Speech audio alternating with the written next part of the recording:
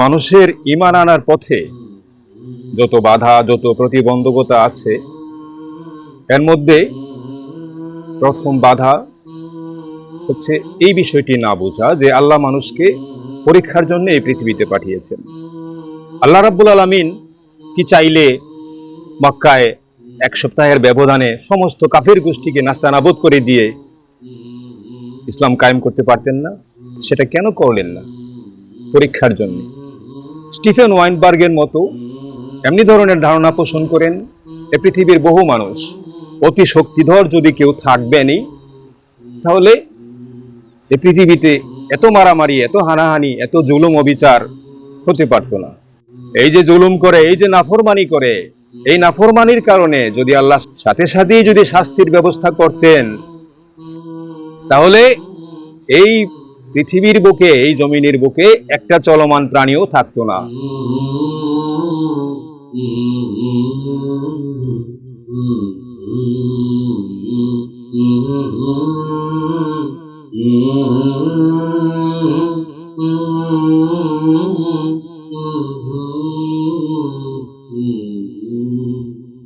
আলহামদুলিল্লাহ আল্লাযী হাদানা লিল ইসলাম ওয়া জাআলানা মিন খায়রি উম্মাতিন উখরিজাত লিন-নাস ওয়াসসালাতু ওয়াসসালাম আলা আশরাফিল আম্বিয়া ওয়াল মুরসালিন ওয়া আলা আলিহি ওয়া আসহাবিহি আজমাইন। উপস্থিত দর্শক শ্রোতা, আসসালামু আলাইকুম ওয়া রাহমাতুল্লাহ। এর পরবর্তী আয়াত হচ্ছে বিসমিল্লাহির রহমানির রহিম।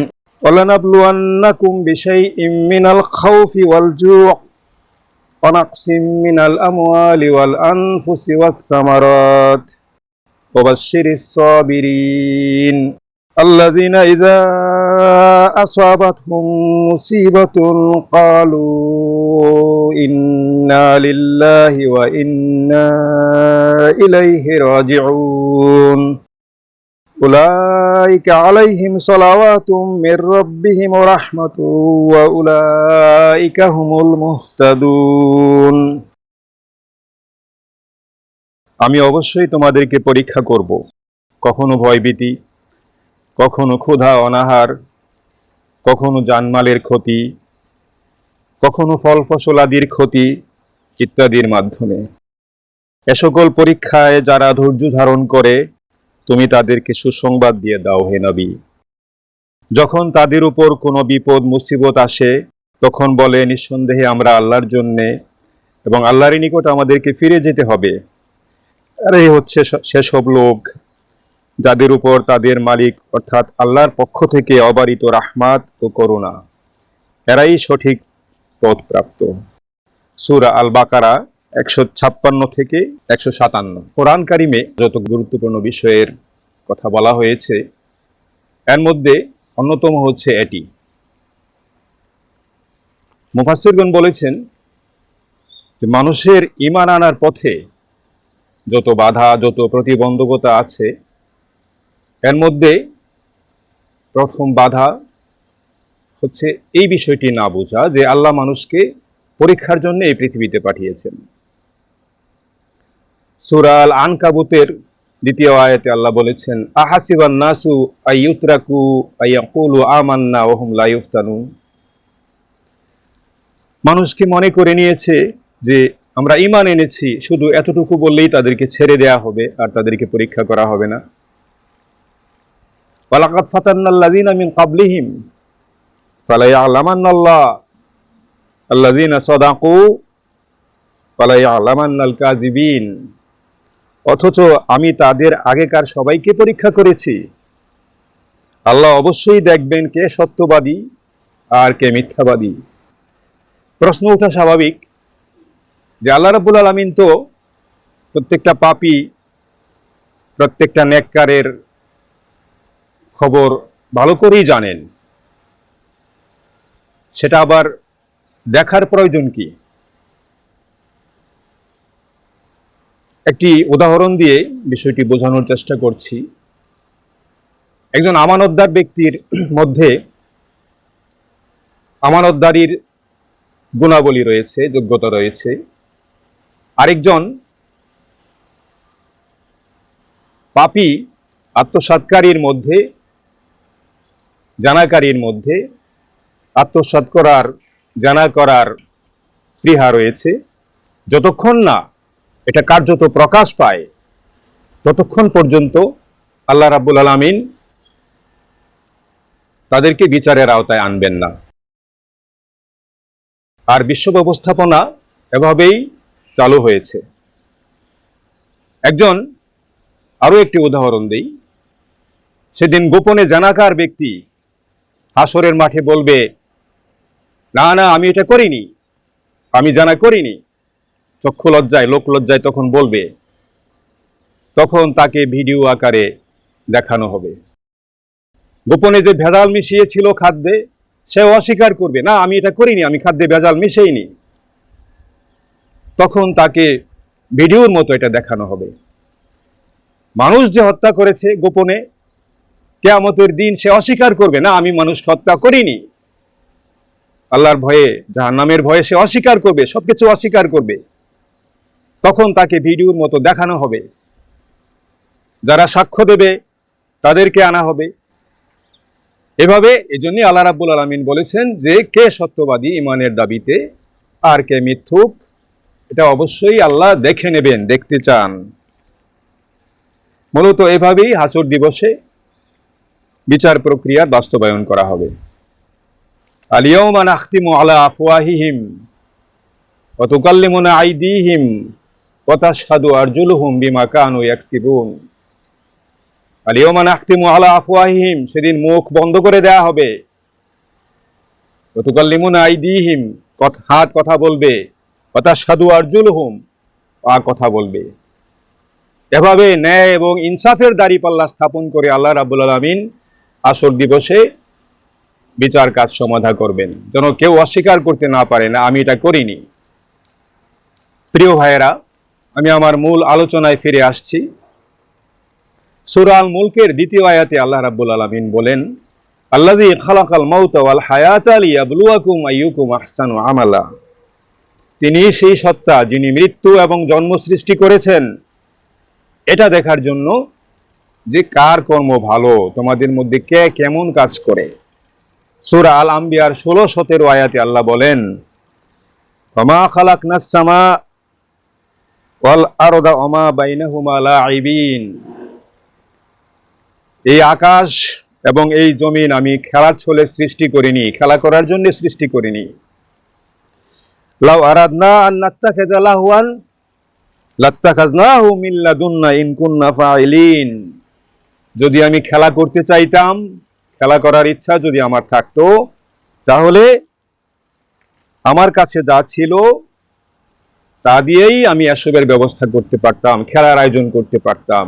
কিন্তু এই বিশ্বজগৎকে আমি খেলার ছলে সৃষ্টি করিনি। এই উপসংহারে আমাদের এই দলিলগুলো থেকে আমরা এই উপসংহারে পৌঁছতে পারি যে আল্লাহ রাব্বুল আলামিন এই জগৎকে সৃষ্টি করেছেন, জন্ম এবং মৃত্যুর এই ধারাবাহিকতা সৃষ্টি করেছেন মানুষকে পরীক্ষা করার জন্য যে কার কর্ম ভালো, কে কেমন কাজ করে। জীবন বা হায়াত হচ্ছে আপনার পরীক্ষার পিরিয়ড, আর মৃত্যু হচ্ছে আপনার পরীক্ষার পিরিয়ড সমাপ্ত হয়ে গেছে। পরীক্ষার এই অলঙ্ঘনীয় বিধানটি বুঝতে না পারার কারণেই অধিকাংশ মানুষের ঈমানের নেয়ামত সৌভাগ্য হয় না। প্রিয় ভাইয়েরা, আমরা নোবেল বিজয়ী পদার্থবিদ স্টিফেন ওয়াইনবার্গের কথা অনেকেই শুনেছি। স্টিফেন ওয়াইনবার্গ বলেছিল যে বিশ্ব একেবারে বিধিবিহীন, বিশৃঙ্খল, তেমন একটি বিশ্বকে কোনো মূর্খের সৃষ্ট বলে ধরে নেওয়া যেতে পারে। মানুষে মানুষে হানাহানি, দুর্বলের উপর শক্তিমানের জুলুম অবিচার, ন্যায়ের প্রতিষ্ঠাকারীদের অসহায়ত্ব, এগুলো দেখে বোধ করি তিনি এই উক্তিটি করেছিলেন। স্টিফেন ওয়াইনবার্গের মতো এমনি ধরনের ধারণা পোষণ করেন এ পৃথিবীর বহু মানুষ। তারা মনে করেন যে এখানে অতি শক্তিধর যদি কেউ থাকবেনই, তাহলে এই পৃথিবীতে এত মারামারি, এত হানাহানি, এত জুলুম অবিচার হতে পারত না। কোথাও জুলুম অবিচার হওয়া মাত্র সেই গড বা আল্লাহ নেমে এসে অন্যায়কারীকে সাথে সাথে পাথর বানিয়ে ফেলতেন, কিংবা নিদেন পক্ষে হাত পা অবশ হয়ে যেত। এভাবে চলতে পারত না যদি এখানে অতি শক্তিধর বা সুপার ন্যাচারাল কোনো পাওয়ার থাকতো। আবার কেউ মনে করে এই বিশ্বজগৎকে যিনি সৃষ্টি করেছেন তিনি এটাকে চালু করে দিয়ে মানুষের দুনিয়া সংসারের যাবতীয় কর্মকাণ্ড থেকে মুখ ফিরিয়ে নিয়েছেন। আবার কেউ মনে করে এই পৃথিবীটা চালিত হচ্ছে বস্তুর নিয়মে, বস্তু ভিন্ন, এখানে দ্বিতীয় কিছু নেই। আবার কেউ মনে করে যে এখানে যে এই পৃথিবীতে যে জুলুম অবিচার হচ্ছে, এই যে অন্যায় হচ্ছে, এগুলোকে প্রতিরোধ করার মতো ক্ষমতা বা শক্তি সেই বিশ্ব স্রষ্টার নেই। এইসব ধারণা ইউটোপিয়ানদের মতো পোষণ করার কারণেই ইমানের নিয়ামত থেকে তারা বঞ্চিত হচ্ছে। ইরাক, আফগানিস্তানকে ধ্বংস করে দেওয়া হলো, ফিলিস্তিনবাসী সেই 67 থেকে তাদের অধিকারের জন্য লড়াই করছে, কত অত্যাচার নির্যাতন সেখানে হচ্ছে, কিন্তু আল্লাহর পক্ষ থেকে কোনো বিচার তাদের হচ্ছে না, যারা অত্যাচার করছে কোনো ফয়সালা হচ্ছে না। তো এসব দেখে তারা এই ধারণায় উপনীত হয় যে এখানে আল্লাহ বা গড এর কথা যে বলা হয় তিনি আসলে নেই, এই পৃথিবীটা পরিচালিত হচ্ছে বস্তুর নিয়মে। প্রিয় ভাইয়েরা, তো আল্লাহ রাব্বুল আলামিন তাদের এই সব কথার জবাবে কি বলেছেন এটা আমি এখন আপনাদের সামনে উল্লেখ করতে চাই। কিন্তু এর আগে একটি কাহিনী আমি আপনাদেরকে শোনাতে চাই। এটি প্রাচীন আরবি সাহিত্যে আমি পেয়েছি। এক রাজা তার খাজানচিখানার জন্যে, কোষাগারের জন্যে একজন কোষাধ্যক্ষ মহাফেজ নিয়োগ করবেন। কোষাগারের একটি পয়সাও এদিক সেদিক যিনি করবেন না, এমন আমানতদার ব্যক্তিকে তার প্রয়োজন। তো কিভাবে তিনি এমন আমানতদার লোক নিয়োগ করবেন, খুঁজে পাবেন কিভাবে? মুখে বললেই তো হবে না। তার প্রাসাদের অদূরে একটি সুড়ঙ্গ নির্মাণ করলেন। সুড়ঙ্গ নির্মাণের পর তার একজন বিশ্বস্ত সঙ্গী নিয়ে সেই সুড়ঙ্গ পথে গোপনে স্বর্ণমুদ্রা ফেলে রাখলেন। পরের দিন ঘোষণা করে দিলেন, যারা কোষাধ্যক্ষ পদের প্রার্থী হবে তারা যেন রাজার কাছে সাক্ষাৎ করতে আসে। নির্দেশ দেওয়া হলো প্রার্থীদেরকে এই সুড়ঙ্গ পথ দিয়ে হেঁটে আসতে হবে, হেঁটে এসে রাজার সাথে দেখা করতে হবে। তো প্রার্থী আসা শুরু হলো, সুড়ঙ্গ পথ দিয়ে প্রার্থীরা আসছে, রাজা সাক্ষাৎকার নিচ্ছেন এবং সেই সাথে প্রত্যেকেরই পকেট তল্লাশি নিচ্ছেন। সবার পকেটেই কিছু না কিছু স্বর্ণ মুদ্রা পাওয়া গেল। প্রায় 20 জনের মতো লোকের সাক্ষাৎকার নেওয়া হলো, সবার পকেটেই স্বর্ণ মুদ্রা পাওয়া গেল। সর্বশেষে একজন ব্যক্তির কাছে কোনো স্বর্ণ মুদ্রা পাওয়া গেল না। রাজা তাকে ডেকে জিজ্ঞেস করলেন, আচ্ছা, তুমি যে সুড়ঙ্গ পথ দিয়ে হেঁটে এসেছো সেখানে কি কোনো স্বর্ণ মুদ্রা পাওনি? সে বলল, হ্যাঁ, আমি প্রচুর স্বর্ণ মুদ্রা দেখতে পেয়েছি সুড়ঙ্গ পথে। রাজা জিজ্ঞেস করলেন, তুমি কেন নিলে না? তোমাকে তো কেউ দেখতো না, তুমি তো চাইলেই নিতে পারতে, ইচ্ছা করলে নিতে পারতে, কেন তুমি নিলে না? সে বলল, নেইনি আল্লাহর ভয়ে। কেউ তো দেখলো না, আপনার প্রহরী তো দেখছে না, কিন্তু আল্লাহ তো দেখছেন, আল্লাহর ভয়ে আমি নেইনি। রাজা বললেন, আমি তোমাকে আমার কোষাধ্যক্ষের নিয়োগ দিলাম। কাহিনীটি এখানেই শেষ।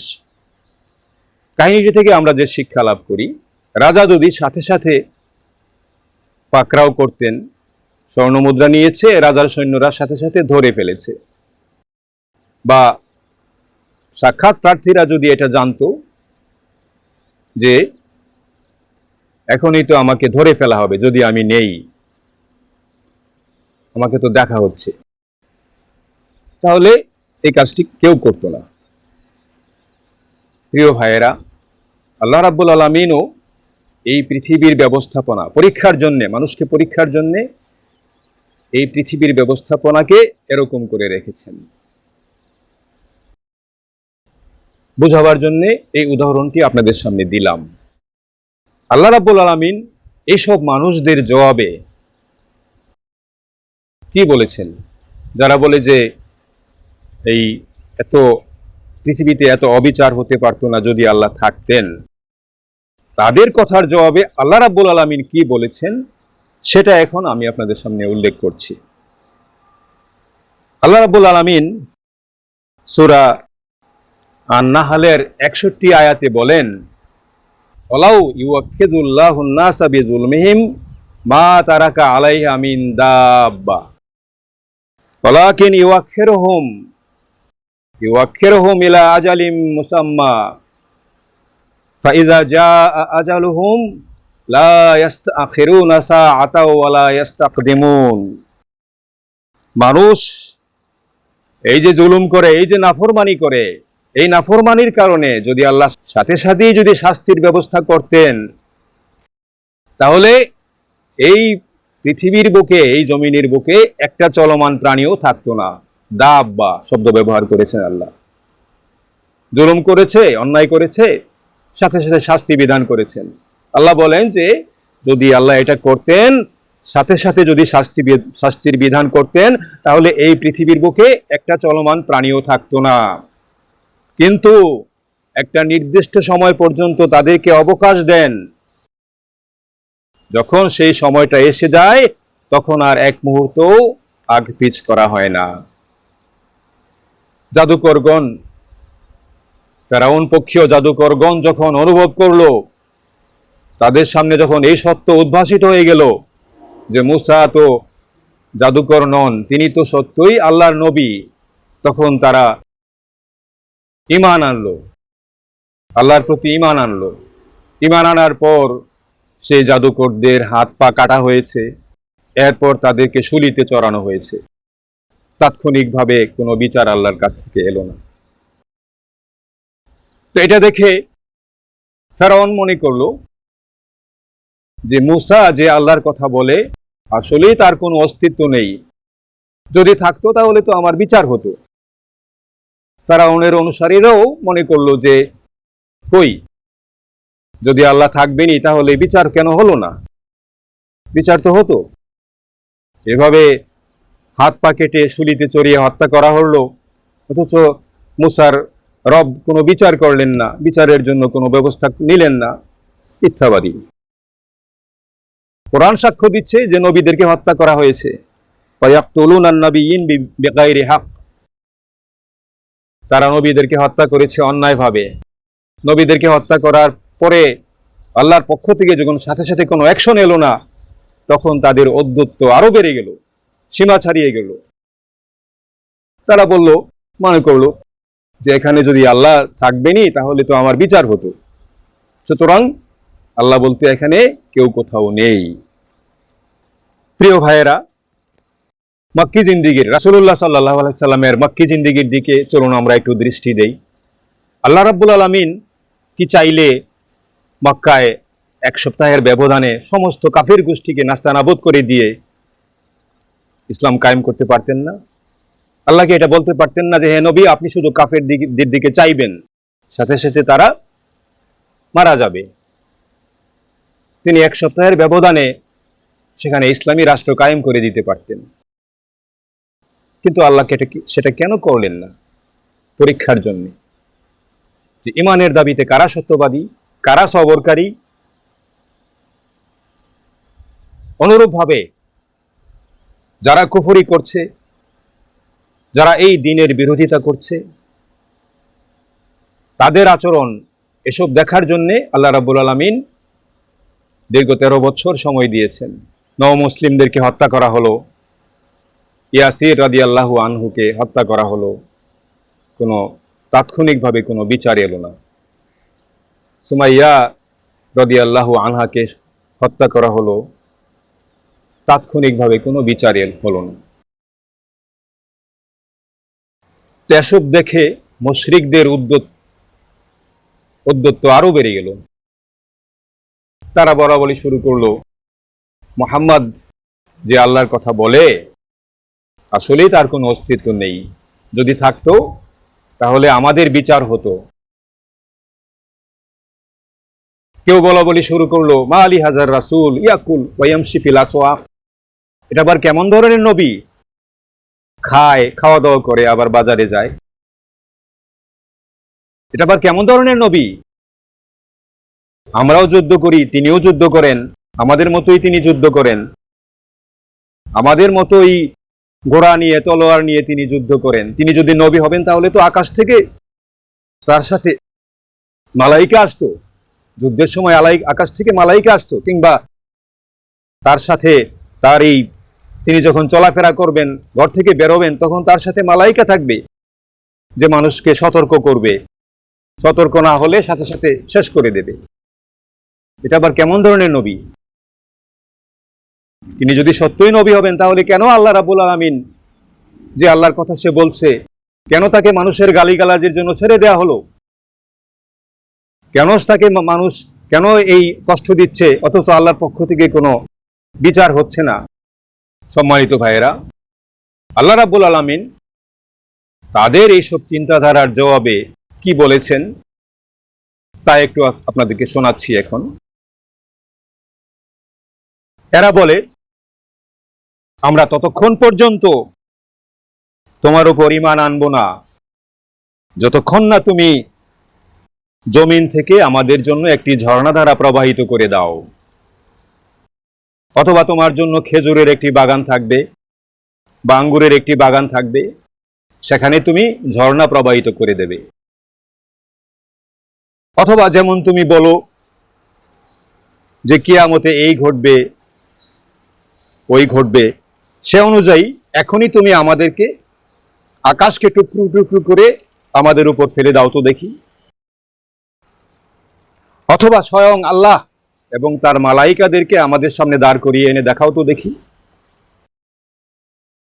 অথবা তোমার জন্য স্বর্ণ নির্মিত কোনো ঘর থাকবে, অথবা আমাদের চোখের সামনে তুমি আকাশে আরোহণ করবে,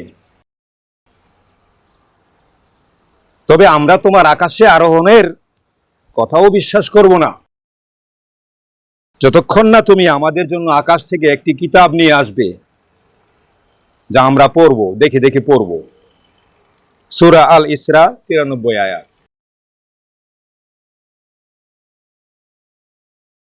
তাদের এই সকল দাবির জবাবে আল্লাহ কি বলেছেন দেখুন,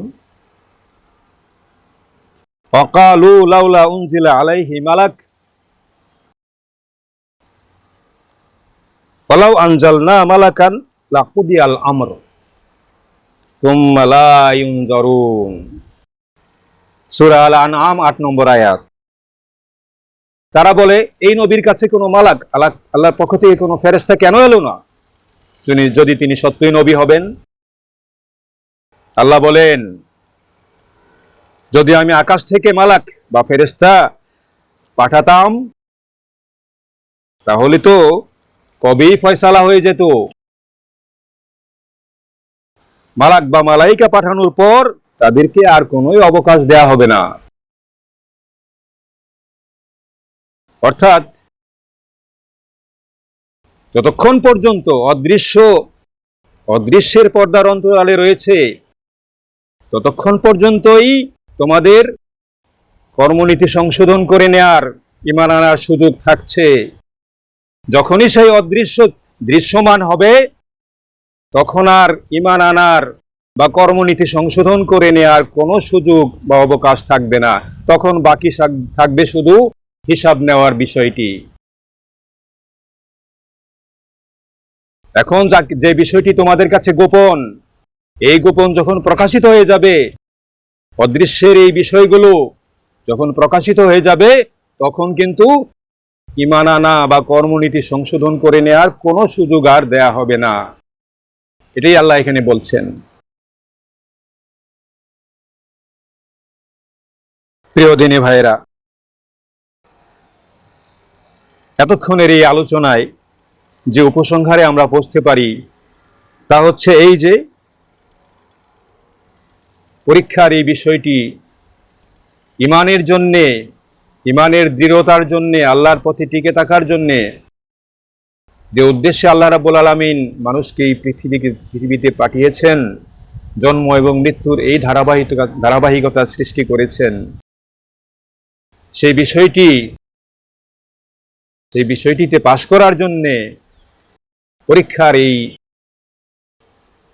ব্যাপারটি বোঝা প্রথম শর্ত। এটি যদি আমরা না বুঝতে পারি তাহলে আমরা কখনোই পরীক্ষায় পাশ করতে সক্ষম হব না। আল্লাহ রাব্বুল আলামিন, আমরা তো এই আয়াতে দেখলাম যে আল্লাহ রাব্বুল আলামিন শুধু বিপদ মুসিবত, কখনো ক্ষুধা অনাহার, কখনো ভয়ভীতি, কখনো ফল ফসলাদির ক্ষতি, কখনো ব্যবসা বাণিজ্যের ক্ষতি, কখনো জানমালের ক্ষতি ইত্যাদি দিয়ে পরীক্ষা করবেন। কিন্তু সূরা আল আম্বিয়ার ৩৫ নম্বর আয়াতে আল্লাহ বলেন যে আমি শুধু বিপদ মুসিবত দিয়ে নয়, ভালো দিয়েও আমি পরীক্ষা করি। কুল্লু নাফসিন যায়িকাতুল মাউত ওয়া নাবলুয়াকুম বিশ-শাররি ওয়াল খাইরি ফিতনাহ ওয়া ইলাইনা তুরজাউন। প্রতিটি প্রাণীকে মৃত্যুর স্বাদ গ্রহণ করতে হবে, আর আমি পরীক্ষা করব বিশ-শাররি ওয়াল খাইর, মন্দ এবং ভালো দিয়ে পরীক্ষা করব। ওয়া ইলাইনা তুরজাউন, তোমাদেরকে ফিরে আসতে হবে আমার কাছে। অন্য আয়াতে বলা হয়েছে ইন্নামা আমওয়ালুকুম ওয়া আওলাদুকুম ফিতনা।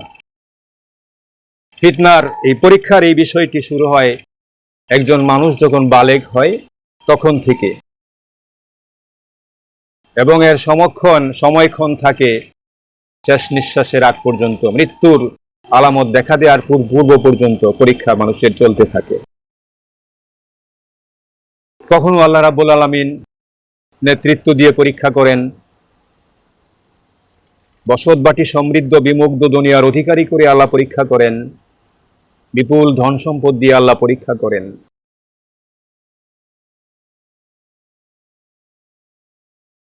তো কিছু মূর্খ মানুষ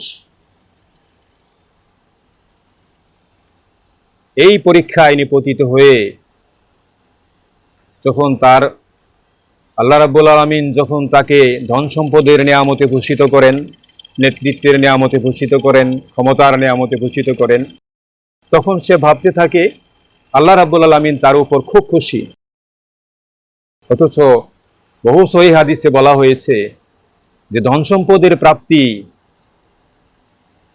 বসতবাটি সমৃদ্ধ বিমুগ্ধ দুনিয়া, নেতৃত্ব, ক্ষমতা, এগুলো আল্লাহর রেজামন্দির দলিল নয়।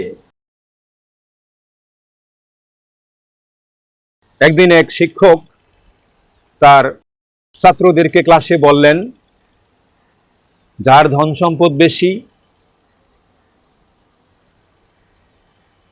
তার হিসাবও তত কঠিন। এক ছাত্র বলল, স্যার আমি এটা বুঝতে পারিনি, বিষয়টা কিভাবে? তখন শিক্ষক 4 জন ছাত্রকে ডাকালেন, একজনকে দিলেন 100 টাকা, আরেকজনকে 80 টাকা, আরেকজনকে 50 টাকা, আরেকজনকে দিলেন 10 টাকা, দিয়ে বললেন এগুলো আমি তোমাদেরকে উপহার দিয়েছি, তোমরা তোমাদের ইচ্ছা মতো এগুলো খরচ করতে পারো, 2 দিন পরে আবার ক্লাসে এসো। তো 2 দিন পরে সবাই ক্লাসে এসেছে। 100 টাকা যাকে দেয়া হয়েছিল তাকে বললেন, তুমি 100 টাকা কিভাবে খরচ করেছো তার বিবরণ দাও। তার বিবরণ দিতে গিয়ে সে 10 মিনিট সময় নিল। যাকে 80 টাকা দেয়া হয়েছিল সে 80 টাকা কিভাবে খরচ করেছে তার বিবরণ দিতে গিয়ে সে 8 মিনিট সময় নিয়েছে। যাকে 50 টাকা দেয়া হয়েছিল তার বিবরণ দিতে গিয়ে, খরচের বিবরণ দিতে গিয়ে সে সময় নিল 5 মিনিট। আর যাকে 10 টাকা দেয়া হয়েছিল সে মাত্র 30 সেকেন্ডে এই 10 টাকা দিয়ে সে কি করেছে 30 সেকেন্ডে বলে শেষ করে ফেলল।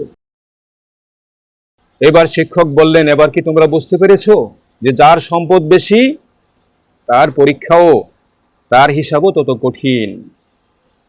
প্রিয় ভাইয়েরা, এই নেতৃত্ব, এই ক্ষমতা বিরাট পরীক্ষার বস্তু। এই পরীক্ষায় নিপতিত হয়ে মানুষ পশুর মতো হয়ে যায়। একটি সত্য ঘটনা আপনাদের সামনে বলি। হুসাইন রাদিয়াল্লাহু আনহু যখন কারবালার প্রান্তরে শাহাদাত বরণ করলেন, তখন ইবনু জিয়াদ যে ব্যক্তিটির কারণেই ঐতিহাসিকগণ বলেছেন যে এই ব্যক্তিটির বাড়াবাড়ির কারণেই হুসাইন রাদিয়াল্লাহু আনহু শাহাদাত বরণ করেন। ইবনু জিয়াদ হুসাইন রাদিয়াল্লাহু আনহুর শাহাদাতের পরে ইবনু জিয়াদ কেন্দ্রীয় মসজিদে খুতবা দিতে গিয়ে বলল, আলহামদুলিল্লাহ আল্লাযী আযহারাল হক, সে আল্লাহর শুকর যিনি সত্যকে উদ্ভাসিত করেছেন। ওয়া নাসারা আমিরুল মুমিনিন ইয়াজিদ ইবনে মুআবিয়া,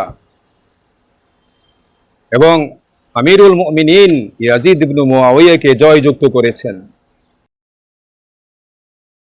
ওয়া হাযামাল কাযযাব ইবনুল কাযযাব হুসাইন ইবনে আলী, এবং পরাভূত করেছেন মিথ্যাবাদীর পুত্র মিথ্যাবাদী হুসাইন ইবনে আলীকে।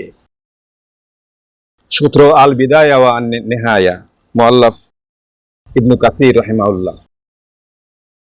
অর্থাৎ তার ধারণা ছিল নেতৃত্ব পেয়ে যুদ্ধে জয়লাভ করে তার মধ্যে এই ধারণা জন্ম নেয় যে আল্লাহ রাব্বুল আলামিন তাদেরকে ভালোবাসেন, এজন্য তাদেরকে আল্লাহ জয়যুক্ত করেছেন। আর হুসাইন রাদিয়াল্লাহু আনহুকে আল্লাহ পছন্দ করেন না, তার উপর আল্লাহ বেজার হয়েছেন, অসন্তুষ্ট হয়েছেন, এজন্য তাকে ধ্বংস করে দিয়েছেন। এটা ছিল তার দাদির ধারণা। মিশরের খুব সম্ভব জামাল আব্দুল নাসেরের আমলের একটি ঘটনা। প্রখ্যাত ইসলামী চিন্তাবিদ হাসান আল হুদাইবিকে জেলে নেওয়া হলো। কায়রোর গভর্নর জেল পরিদর্শনে গিয়ে হাসান আল হুদাইবিকে লক্ষ্য করে বলল, হুদাইবি সাহেব, আপনি যদি হকের পথে থাকতেন তাহলে এখানে আজকে আপনি এই জেলে আসতেন না, এভাবে কষ্ট করতেন না জেলে এসে। হুদাইবি দৃঢ় চিত্তে বললেন, ওহে গভর্নর সাহেব, আল্লাহর রাসূলকে তায়েফে রক্তাক্ত করা হয়েছে,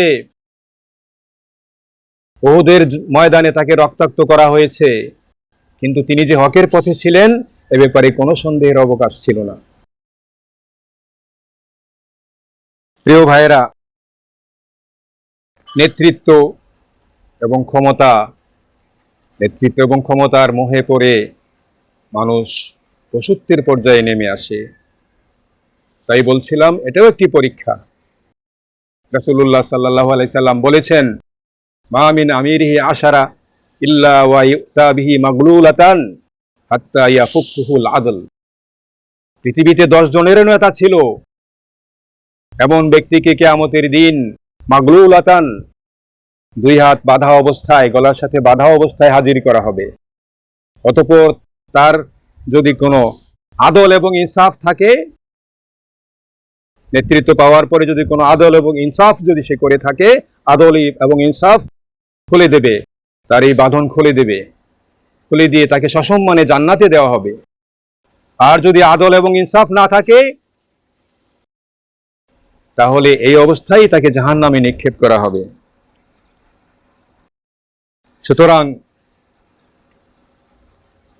প্রিয় ভাইয়েরা, তাই বলছিলাম যে শুধু বিপদ মুসিবত নয়, সুখ সম্পদ, বিত্ত বৈভব, নেতৃত্ব, ক্ষমতা ইত্যাদিও পরীক্ষার বস্তু, যেমনটা আল্লাহ রাব্বুল আলামিন বলেছেন।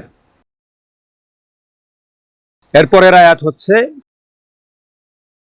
কোন বিপদ মুসিবত এলে যারা বলে আমরা আল্লাহরই জন্যে এবং আল্লাহরই নিকট আমাদেরকে ফিরে যেতে হবে, এরাই হচ্ছে সেসব মানুষ যাদের উপর তাদের রবের পক্ষ থেকে অশেষ করুণা ও অবারিত রাহমাত, এরাই সঠিক পথের অনুসারী। অর্থাৎ যারা বলে বিপদ মুসিবত এলে, যারা বলে যে এই বিপদ মুসিবত তো আল্লাহরই পক্ষ থেকে এসেছে, আর আল্লাহ তো আমাদেরকে সৃষ্টি করেছেন পরীক্ষার জন্যে, সুতরাং অবশ্যই আমরা ধৈর্য ধারণ করব, কারণ আল্লাহর কাছেই তো আমাদেরকে ফিরে যেতে হবে, এরাই হচ্ছে সঠিক পথের অনুসারী, এরাই সফল কাম। প্রিয় ভাইয়েরা, আজকের মতো এখানেই আমি আমার এই দার্সের পর্ব শেষ করতে চাই। দেখা হবে আগামী পর্বে। সে পর্যন্ত আল্লাহ আমাদেরকে ভালো রাখুন এবং আগামী পর্ব দেখার তৌফিক আমাকে বলার তৌফিক দান করুন। ও আখিরু দাওয়ানা আনিল হামদুলিল্লাহি রাব্বিল আলামিন। আসসালামু আলাইকুম ওয়া রাহমাতুল্লাহ।